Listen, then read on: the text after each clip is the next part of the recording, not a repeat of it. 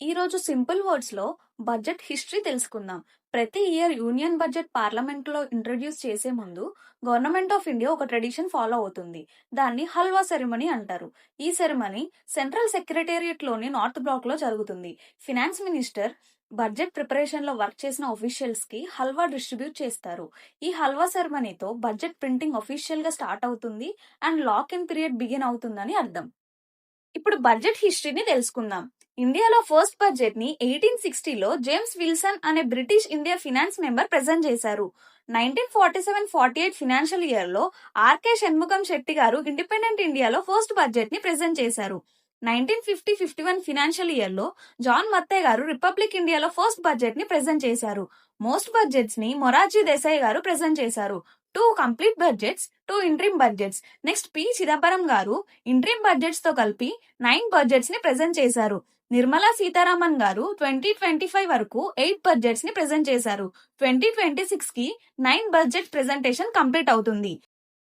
నిర్మలా సీతారామన్ గారు 2020లో around 2 hours 40 minutes speech ఇచ్చారు. ఇది ఇండియా హిస్టరీలోనే longest budget speech. HM Patil గారు 1977లో అప్రాక్స్ గా 800 వర్డ్స్ స్పీచ్ ఇచ్చారు. ఇది షార్టెస్ట్ బడ్జెట్ స్పీచ్. 1970లో ఇందిరాగాంధీ గారు బడ్జెట్ ప్రెజెంట్ చేశారు. దీంతో ఇందిరాగాంధీ గారు ఫస్ట్ ఉమెన్ ఫినాన్స్ మినిస్టర్ అయ్యారు. 1924లో రైల్వే బడ్జెట్ ని యూనియన్ బడ్జెట్ నుంచి ఆక్వర్త్ కమిటీ రికమెండేషన్ తో సపరేట్ చేశారు. ఎందుకంటే రైల్వేస్ కి హ్యూజ్ ఇన్కమ్ అండ్ ఎక్స్పెండిచర్ ఉండేది. జనరల్ బడ్జెట్ లో మేనేజ్ చేయడం కష్టం. Railways earnings, losses, investment clear గా చూపించడానికి సపరేట్ చేశారు.